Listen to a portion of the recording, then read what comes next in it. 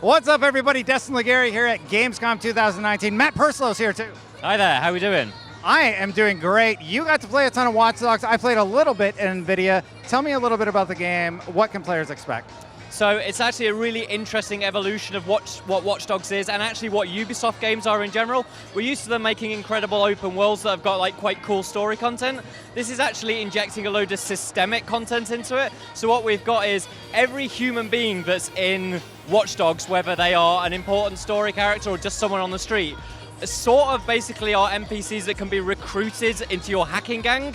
And what that means is, it's not just about following one character. You choose who you want to play as in this game, and then you start recruiting a gang. So if you want to play as, little old Granny Emily that lives down the corner shop, you can have her as your protagonist, or you can be, some sort of guys from Camden who are sort of like really into bare knuckle boxing, and pretty much anything in between. It's sort of an amazing thing that I never thought I'd ever really see. It's bonkers. I actually got to play a little bit at the NVIDIA booth. It was really, really neat. They showed off ray tracing, which I'll talk about in just a second. But about those characters, one of the characters that I could have recruited had a chance to spontaneously die, but did 100% more damage in combat. Yeah, I love the sort of like the trade-off system it works. So you like every character has its own set of perks, and like when you recruit them, you give them a class and you can build them into different sort of archetypes. But they all have individual kind of quirks and perks that make you like, oh, okay, I want you, as you say, because you can do loads and loads of damage. But you might just be walking down the street in the middle of a mission and they might keel over and basically have a heart attack. And the thing is, when characters die in Watch Dogs, they die for good. It's got almost like an XCOM style permadeath, which means there's sort of a strategy that you have to apply to doing missions. Like if you're breaking into a British police station, you now have to think like, am I going to go full stealth and make sure that this guy comes out alive, or am I going to go all guns blazing and hope to God that they can get out? And the other thing is like if the police take you into custody, I say police, they're not actually the UK police, they're like a private military company. If you've hired a lawyer onto your team, and one of your guys is in custody, that lawyer can sort of like help your guys get back out of prison at a quicker rate. There's so much stuff going on in here, and it's sort of unbelievable, but when you consider what original Watch Dogs was and what this is, it's like two different games, like entirely different genres almost. Yeah, that's really cool. I didn't even think about building out your roster so that you're covered for different scenarios, like having a lawyer, for example. Real quick about that ray tracing ability in the world of Watch Dogs, that's one of the things we got to experience here at the show. Basically, you can toggle it on and off, and the difference is actually quite astounding. So normally, you have puddles in your game, but if you're in a neon-lit city, seeing the reflections of those lights within the puddles is just a subtle touch that you're going to get on the PC version of the game that I'm really excited about.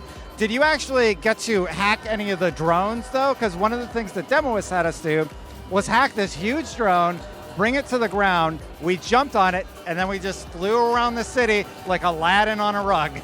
Yeah, so there are a few different types of drone in the world, but yeah, I've hacked, bought like these big, what was called a cargo drone down, hopped on it, as you say, did the Aladdin's carpet sort of thing. But because this drone had got massive amounts of cargo on it, I just flew it over some enemies and just dropped the cargo on them. So, effectively destroying people death from above style. But they have no idea because they just think it's basically an Amazon drone going across.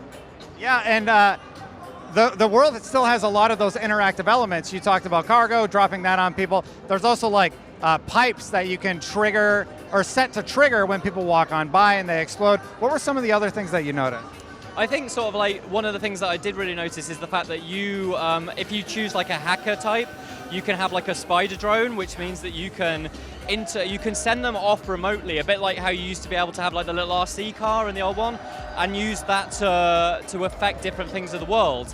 But that can also be now used as a weapon. So you can have spider drones jump on people's faces almost like an alien face hugger and take them out. So it's those other little elements that allow you to choose your play style and adapt to the situation. I think that's really fascinating. I'm really excited about this game. You got to be pretty stoked. Oh yeah, absolutely, and you can probably tell by my accent that I'm from the UK, I live in London, so seeing like the city I live in, and it is an astonishing recreation. I've been places in the game that I know I do on my daily route through the city, and just seeing that is something very special. Definitely. Guys, thank you so much for joining us. For more on all things gaming, keep it with us right here at Gamescom 2019 Live.